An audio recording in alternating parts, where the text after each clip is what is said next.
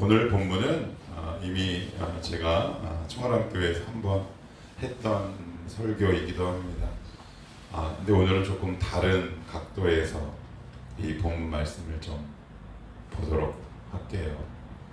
그동안 여러분들이 이제 청년들 같은 경우에는 이 본문을 통해 몇 번 들었기 때문에 여러분 안에 아마 어떤 그 프레임들이 있을 거예요. 근데 그거 잠시 내려놓으시고 오늘 또 이 본문 말씀을 통해서 하나님께서 우리 공동체와 저에게 어떤 음성으로 다가오실까 우리 기대하는 마음으로 오늘 말씀을 봤으면 좋겠습니다. 달력을 보니까 벌써 9월입니다. 그죠? 10월에 좋은 날들이 있는데 혹시 언제인지 아십니까? 10월에 연휴가 시작되는 날 추석입니다. 본격적인 연휴에 시작되는 날이 10월 3일입니다. 3일. 그래서 그 다음 주 금요일 연차를 받으면 장장 10일간 쉬게 되는 거죠. 경진이 쉬지. 그때 기다려 안 기다려? 기다리고 있지. 뭐 할 거야? 장인어른 뵈러 가고 그 다음에 옆에 우리 또 안방이랑 안방마님 잘 보살피고. 자, 저 뒤에 규민아, 왜 이렇게 숨어 있어? 그날 어떻게 시골 저기 내려가나? 내려가지, 그지? 그다음에 선율이는? 예. 선율이도 내려가지? 혹시 그 고향으로 내려가는 사람 누구 있나요? 손 한번 들어볼까요? 규민이랑 선율이. 그래요. 그 외에는 다 뭐 갈 데가 별로 없어요, 그죠? 그런데 제가 지금 갑자기 명절 이야기를 뜬금없이 했어요. 그러면서 여러분 혹시 눈치채시는지 모르겠지만 제가 지금 한 단어를 3번 반복했어요. 그건 뭐냐면 내려가다라는 표현입니다. 그럼 한번 물어볼게요. 위도상으로 보면 서울 위에 속초, 강릉이 있고 포천이 있어요. 그러면 그곳이 고향인 사람은 고향으로 올라가다라는 표현을 사용하나요? 아니죠. 고향으로 내려가요 라는 표현을 사용합니다. 지리적 위치도 높고 위도도 높은데 우리는 올라간다 라는 표현을 사용해요. 왜 그럴까요? 제가 첫 번째 설교할 땐 이렇게 말씀을 드렸습니다. 그것은 서울이 대한민국의 수도이기 때문에 그래요. 근데 그거보다 더 중요한 이유가 있습니다. 왜 우리는 고향에 있다가 이렇게 얘기하죠. 나 서울로 올라가. 오늘 설교랑은 그닥 상관없는 이야기인지 모르겠지만 제가 여름철을 맞이하게 휴가를 이렇게 내려가면 그 지방에 계신 분들이 간혹 가다가 물어보는 분들이 있어요. 제가 이제 안면도에 있는 모 펜션에 우리 두 녀석과 제 아내를 데리고 한 3년 연속 이렇게 갔는데 갈 때마다 펜션 사장님이 이렇게 물어봐요. 어디서 오셨어요? 그러면 저는 뭐라고 대답할까요? 한 번은 이렇게 대답했어요. 부천이요? 그랬더니 인천? 우린 또 자존심이 허락하지 않지. 그럼 설명을 합니다. 인천이 아니고 그 인천 부평 가기 전에 부천. 그 인천. 그 다음부터 제가 어디에서 왔다 그럴까요? 아니요, 서울. 이왕이면 당황치 말라고 그냥 서울에서 왔다. 그러면 더 이상 안 물어봐요. 서울에서 왔구나. 자, 그러면 서울이 기준이라는 말이에요. 어디가 기준이라고요? 서울이 기준. 서울이 기준이기 때문에 지리적이나 위도상으로 높아도 올라가고 저 아랫역으로 내려갈 때도 올라가는 게 아니라 내려가고 저 밑에 지방도 어떤 표현을 사용한다? 내려간다는 표현을 사용해요. 이 이야기를 왜 하느냐? 1절 때문에 그래요. 1절 때문에. 자, 1절입니다. 같이 한번 읽어봅시다. 시작. 그 후에 유대인이 명절이 되어 예수께서 예루살렘에 올라가시니라. 그래. 어떻게 한다고요? 올라가니라. 실제로 예루살렘은 제가 몇 번 말씀드린 것처럼 해발 한 800m 고지에 위치해 있어요. 천의 요새죠.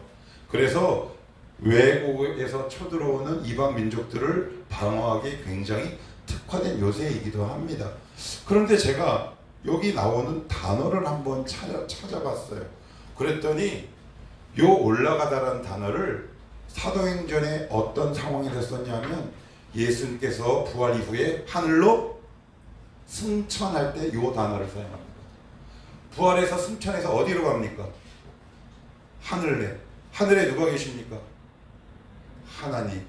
왜 오늘 요한복음에서 요한은 왜 예루살렘으로 가는 길을 올라가는 것으로 표현했냐면, 그 당시 이스라엘을 통치하고 있는 나라는 어딜까요? 무슨 제국일까요? 로마 제국의 수도가 어디입니까? 로마죠. 올라가다라는 표현을 사용할 수 있는 단어는 로마로 갈 때는 사용할 수 있습니다. 그러나 식민지 나라, 이미 망해버린 예루살렘을 향해 올라가다라는 표현을 사용하고 있는 것은 예수님의 기준은 세상이 아니라 하나님이기 때문에 그렇습니다. 우리도 역시 똑같습니다. 신앙생활 하다가 우리의 삶의 바람과 소원과 가장 간절한 기도의 제목들을 하나하나 살펴보면 우리는 늘 뭔가를 올라가고 싶어 합니다. 혹시 제 말에 동의하지 않으십니까? 한 예로 목회에서도 마찬가지입니다. 저는 그러한 모습을 늘 오랜 기간 봐왔습니다. 뭐냐? 교회를 개척해서 교회가 성장하면 중견교회에서 총빙을 합니다. 그러면 목사가 중견교회로 올라가죠. 중견교회에서 목회를 잘하면 대형교회로 부릅니다. 그러면 중견교회에서 대형교회로 올라갑니다. 대형교회에서 목회를 더 잘하면 초대형교회로 올라가죠. 그건 세상의 기준이기 때문에 그렇습니다. 그런데 오늘 예루살렘이 어떤 곳입니까? 예수님이 십자가에 못 박혀 돌아가실 곳입니다. 그런데 어떻게 올라가는 인생입니까? 내려가는 인생이죠. 우리의 그것과 너무 다르죠? 우리의 생각과 너무 달라요. 그런데 오늘 본문에 보면 병자들을 향해 오른 주님이 계속 걸어가고 있는 겁니다. 그런데 그런 모든 동작들을 오늘 사도 요한은 뭐라고 표현하냐면 올라간다 라고 표현합니다. 우리는 직급이 올라가고 싶어 하죠. 그래서 한 예로 18평에서 24평으로 가고 싶어 하고요. 24평에서 32평으로 올라가는 걸 원하죠. 그것 자체가 나쁘진 않습니다.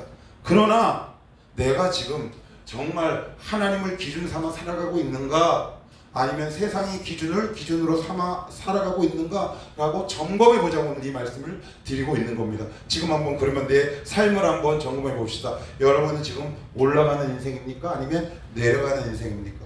한번 물어봅시다. 우리가 언제 가장 안타까워하나요? 세상 기준에 봤을 때 내가 내려간다라고 생각했을 때 우리는 굉장히 속상해합니다. 그러나 반대로 하나님의 관점에서 볼 때 내 신앙이 내려가는 신앙으로 내 삶이 접어들었을 때 가슴 아파하는 사람은 저는 한 번도 본 적이 없습니다. 혹시 그런 사람이 있으면 저에게 좀 알려주시겠습니까? 우리가 가장 가슴 아파하는 건 언제냐? 세상의 기준에 내가 내려갈 때 가슴 아파하고 올라갈 때 좋아합니다. 그러나 오늘 성경은 우리에게 한 단어를 사용함으로 우리에게 지금 도전을 하고 있는 겁니다. 너 지금 네가 가는 길이 하나님 보시기에 올라가는 길이냐? 아니면 혹시 내려가고 있는 중이냐? 왜 우리가 어떤 한 지점에서 실패한 인생들의 어떤 지점들을 살펴보십시오. 우리가 그렇게 원하고자 했던 어떤 삶, 내가 그렇게 희구하고 강구했던 나의 안정적인 삶, 이 모든 것들의 그 본능은 뭐였냐 하면 올라가고 싶었어요. 그러나 그때마다 하나님이 어떻게 하셨나요? 잘라버렸죠. 그런 경험 있으십니까? 여기 앞에 계신 분들 있을지 모릅니다. 유종석 집사님 그럴 수 있겠네요. 다은이 모르겠어. 김영희 집사님 어떤지 모르겠어요. 나는 분명히 올라간다라고 생각하고 그 지점을 향해 걸어가고 있는데 하나님이 갑자기 나를 내리막길로 걸어가게 하시죠. 그러나 그 내리막길이 주님 보시기엔 어떤 인생이다? 올라가는 인생이다. 여러분 동의하십니까? 동의하셔야 우리의 신앙이 평안합니다. 우리가 왜 이렇게 괴로운지 아십니까? 주님은 올라가는데 나는 예루살렘에서 저쪽으로 내려가. 그러니 오고 가는 발걸음 가운데 만날 일이 없네. 주님 지금 예루살렘 향해 가는데 나는 예루살렘을 떠나서 자꾸 다른 쪽으로 간다는 말이에요. 왜 우리의 신앙이 왜 이렇게 얕아져요? 주님이 가시는 그곳 예루살렘에 내가 머물고 있어야죠. 지금 여러분들은 어느 쪽을 향해 걸어가고 있습니까? 세상의 관점에서 보고 세상의 기준에서 보면 모세의 미디안 광야는 내려가는 인생이었을까요? 올라가는 인생이었을까요? 내려가는 인생. 그러나 하나님의 관점에서 보면 올라가는 인생이었어요. 이렇게 달라요. 이렇게 다릅니다. 그래서 우리는 하나님을 깊이 만나기 어렵습니다. 저는 정말 많이 경험합니다. 왜요? 한 번 이런 경험이 있었습니다. 제가 전에 있던 교회에서 6년 차, 7년 차쯤 됐던 어느 날 이제 이 교회를 떠나야 될 때가 싶어서 여러 군데 이력서를 이렇게 넣었습니다. 그런데 춘천에 있는 한 교회에서 왔어요. 연락이 왔는데 좀 외졌어요. 그래서 사람도 되게 좋더라고요. 근데 두 가지 때문에 제가 거길 가지 못했어요. 첫째는 저에게 2,500만 원을 가져오래요. 잠깐만, 내가 창세 이후로 담임 목사 갔는데 돈 갖고 오라는 얘기는 처음 들어봤거든요. 두 번째, 전임 목회자, 담임 목회자가 그 교회를 놔두고 그 바로 옆에 있는 조금 더 큰 교회로 옮겨버린 거예요. 상처가 너무 많아요. 그 모습을 보면서 난 정말 가고 싶은데 250 떴는데 2,500이 어디 있어요? 이게 한국교회의 이런 기운과 이런 생각들이 팽배하구나. 너무너무 안타깝죠. 사도행전 3장에 보시면 우리가 너무 잘 아는 미문이라는 이야기가 나옵니다. 뷰티풀 게이트. 제가 3번 설교했습니다. 여기서. 그런데 거기 보시면 오래된 안진뱅이가 그 미문 앞에서 구걸하고 있지요. 그런데 베드로와 요한이 그 구걸하고 있는 그 거지들을 은과 금은 내게 없고냐, 내게 있는 이것으로 내게 주노니 곧 나사렛 예수의 이름으로 일어나 걸어라. 그랬더니 주변 사람들이 깜짝 놀래죠. 한번 여러분 3장 8절 9절쯤 나중에 한번 읽어보십시오. 깜짝 놀랬다는 표현이 나옵니다. 그러나 우리가 익히 알고 있는 것처럼 성전 미문은 그 당시 가장 유명한 관광지 가운데 한 장소였습니다. 우리는 관광지를 갈 때 파리 에펠탑을 보러 갈 때 그 앞에 있는 소매치기나 거지를 보러 갑니까? 에펠탑을 보러 갑니까? 그리고 무엇을 보고 놀랍니까? 에펠탑을 보고 놀라죠. 그런데 성경은 미문을 보고 놀랐다는 기록은 없고 회복된 그 사람을 보고 놀랐다라는 기록이 나옵니다. 세상 사람들은 여러분이 잘 사는 것을 보고 놀라지 않습니다. 근데 우리는 이렇게 생각하죠. 잘 사는 것이 하나님께는 영광이라는 개인마다 강력한 종교적 신념을 우리는 갖고 있습니다. 그래서 평생을 믿어도 자유함이 없습니다. 조금만 가난해지면 하나님이 나를 버린 것처럼 오해하죠. 그러나 그것이 만약 우리의 신앙을 더 깊이 강화하기 위한 하나님의 또 다른 내리막길이라면, 진정 그것이 나의 인생에 있어서 오르막되는 길이라면 여러분 어떻게 하시겠습니까? 주님은 지금 그것을 향해 올라가고 있는 중입니다. 예루살렘에는 뭐가 있다고요? 나중에 달릴 십자가가 있습니다. 죽음을 향해 걸어가는 길을 보고 여러분들은 뭐라고 판단하시겠습니까? 야, 너 거기 가면 안 돼. 너 거기 가면 죽는다. 너 거기 직장 가면 죽는 거야. 그러나 오늘 하나님은 그곳 가는 우리의 인생을 올라가는 인생이라고 판단하고 평가한다면 여러분은 어느 곳에 가셔야 하겠습니까? 지금 혹시 선택과 결정의 기로에 서 있습니까? 어느 곳을 가셔야 하겠습니까? 하나님이 뜻이 있는 곳을 가셔야 합니다. 하나님의 마음이 있는 곳을 가셔야 합니다. 그래야 우리의 영혼이 평안해지고 기쁨이 있는 거죠. 자, 그러면 주님께서 거기에 누구를 지금 만나러 가셨다? 병자들을 만나러 갔는데 그곳이 어디냐면 2절에 보시면 한번 읽어볼게요. 시작. 예루살렘에 있는 양문 곁에 히브리말로 베데스다라는 못이 있는데 거기 행각 5이 있고, 여기 행각은 뭐냐 하면 지붕과 기둥이 있는 것을 행각이라고 그래요. 그래서 여러분 혹시 종묘 가보셨어요? 종묘 가보면 기둥이 있고 지붕이 쫙 있습니다. 그것을 행각이라고 해요.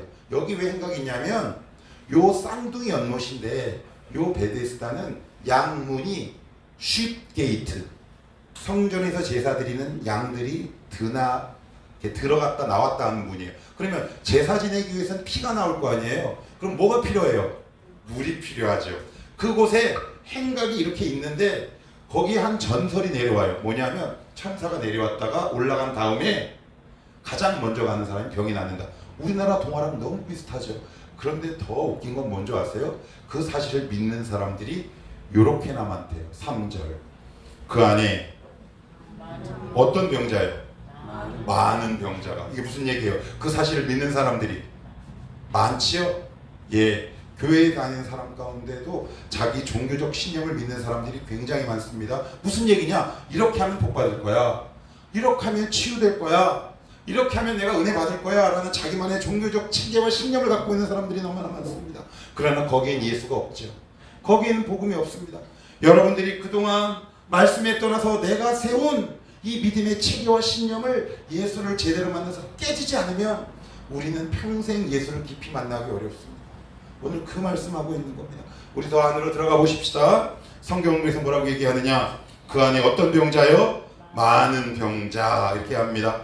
자, 4절은 이렇게 계속해서 증언합니다. 이는 천사가 가끔 못에 내려와 물을 움직이게 하는데 움직인 후에 먼저 들어가는 자. 천사가 언제 내려와요? 가끔. 그리고 누가 낫습니까? 먼저 들어가는 자. 세상에 누구를 기억해요? 1등을 기억하나요? 아니면 2등을 기억하나요? 3등을 기억하나요? 이 세상은 정글의 법칙이죠. 1등만 기억하지요. 여러분들은 세상에 나가면 먼저 오는 사람을 기억하는 이 세계의 흐름 속에 살아갈 수밖에 없습니다. 이것이 우리에게 취해 있죠. 우리는 늘 그래서 1등을 하려고 합니다. 그러나 그곳에는 예수가 없습니다. 기억하십시오. 지나친 경쟁이 있는 곳에는 예수가 없습니다. 그래서 교회끼리도 경쟁하지 말아야 하고 교회 공동체 안에서 경쟁하지 않아야 합니다. 어떤 교회가 나쁜 교회냐? 우리 교회 저도 한때 고민했습니다. 뭘 고민했을까요? 저도 여기다가 점수판을 딱 세워두고 싶었습니다. 1청 성경 몇 장, 2청 제 그런 욕구와 욕심이 제 안에 들까요? 안 들까요? 그런데 그곳엔 예수가 없더라고요. 경쟁은 교회의 원리가 아니에요. 교회는 더불어가는 곳이죠. 늦어도 함께 가는 거예요. 그런데 지금 대다수의 한국교회는 무엇만 기억합니까? 먼저 오는 구역을 기억합니다. 굉장히 위험한 이 세상적 사고죠. 그래서 저는 제가 죽을 때까지는 이런 점수판 따위는 할 마음이 전혀 없습니다. 왜요? 그것은 하나님의 원리가 아니기 때문에 그렇습니다. 그러나 이 세상에 나가면 누구만 기억해요? 먼저 오는 사람 기억하죠? 회사에서도 1등만 기억해요. 그 상황에서 여러분들 어떻게 사시겠어요? 여기서 예수 만나고 나가서 살아야 우리는 버텨낼 수 있단 말이에요. 자, 그러면 5절 같이 읽어봅니다. 여러분들이 한번 읽어봅니다. 시작. 거기 38회 병자가 있다. 자, 여기 보시면 거기 38년 된 뭐가 있다? 병자가 있어요. 근데 3절에는 그 안에 많은 뭐요? 병자. 5절은 거기 38년 된 병자 있죠. 단어가 같아요? 아니면 달라요?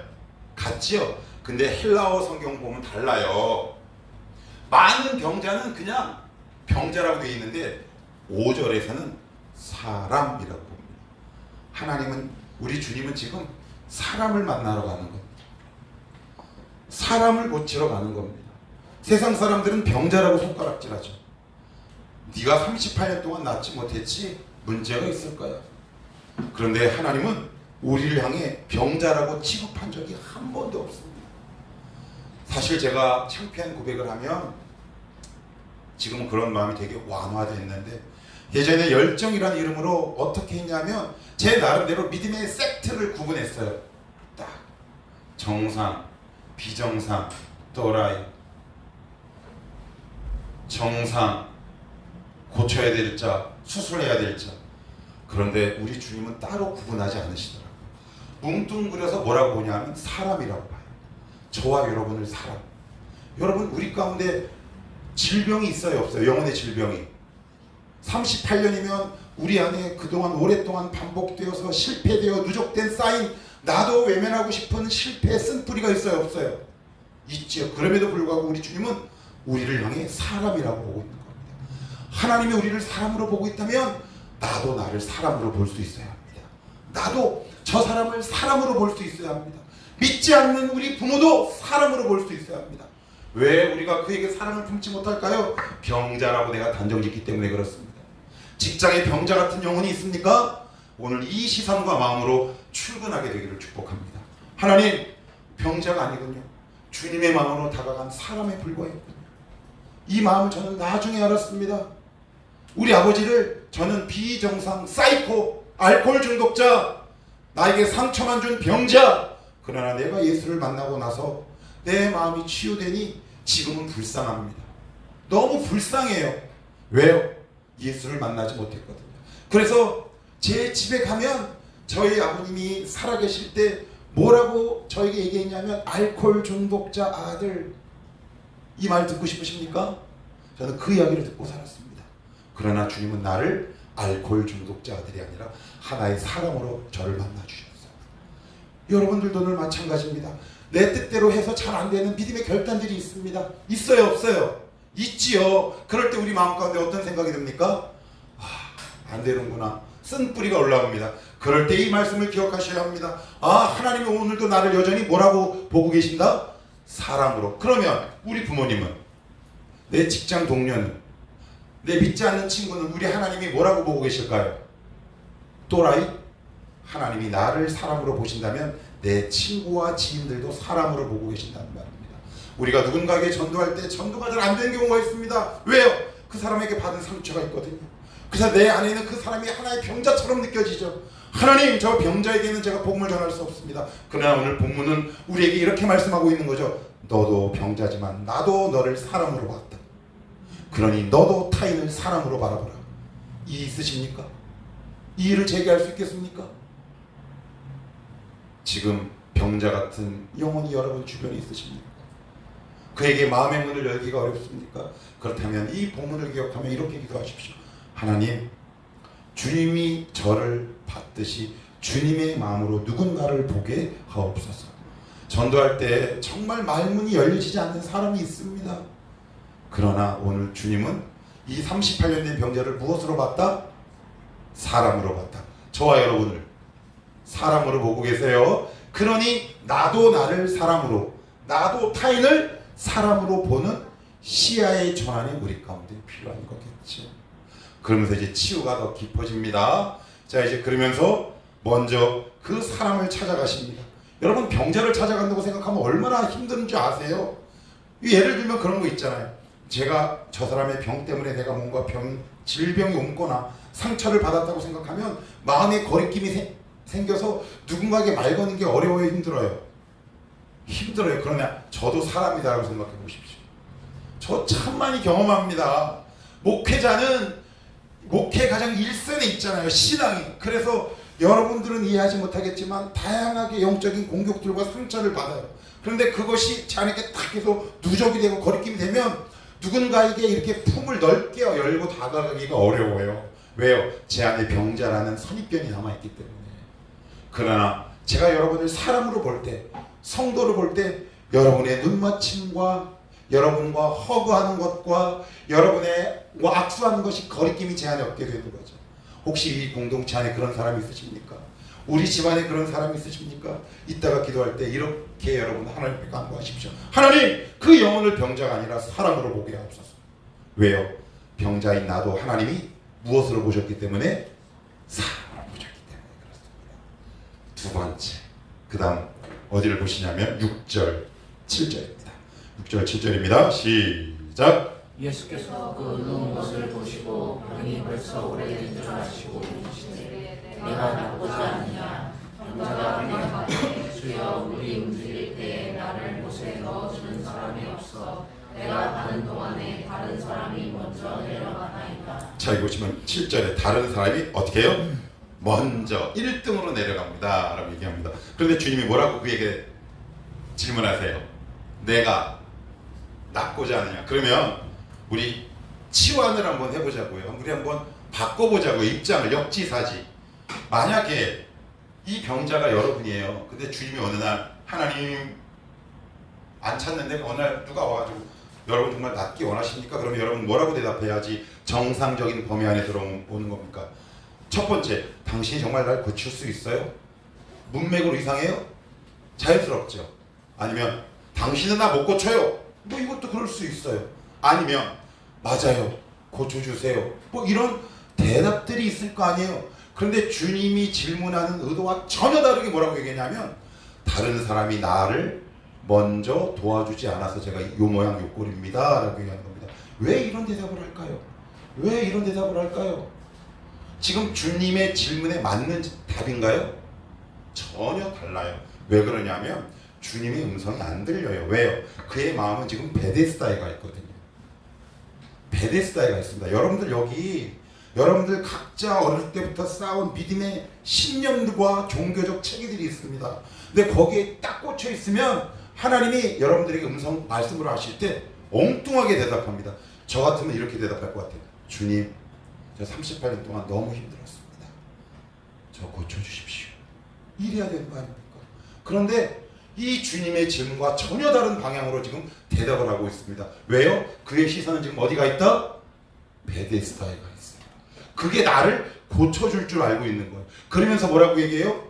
그 시선을 다른 사람이, 이 사람이 무슨 얘기예요? 다른 사람이 나를 연못에 넣어주지 못한다는 얘기는 다른 사람의 도움 없이는 살 수가 없는 안전뱅이나 혹은 중풍병자 정도 되겠죠. 자기가 낫지 못한 이유를 누구에게 지금 핑계를 대고 있어요? 사람에게 대고. 근데 이 사람의 문제는 뭐에 있었습니까? 예수를 만나지 못한 거에 있죠. 여러분, 우리가 은혜를 정말 깊이 받지 않으면 우리는 나의 이 지금 상황을 어떤 사람에게든지 기가 막히게 돌리는 천재적인 재능 관사를 우리는 갖고 있단 말이에요. 내가 이렇게 되는 게 우리 부모님이다? 여러분, 그것이 때로는 이 세상의 관점으로 보면 맞지만 이 사람의 문제는 그게 아니었다라는 얘기죠. 뭐라고요? 예수를 만나지 못한 거예요. 예수를 정말 제대로 만나죠.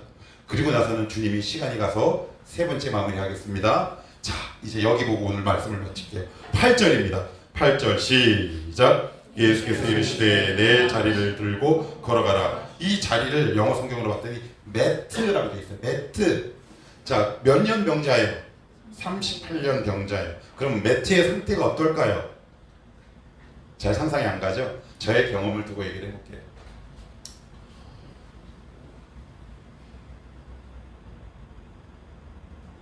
여러분, 오줌과 똥이 섞이면 무슨 냄새 날 것 같으십니까? 오줌, 똥, 담배, 술 섞이면 한 1년 반 정도 섞이면 그것도 이부자리에, 매트에 말로 형용할 수 없는 고약한 냄새가 납니다.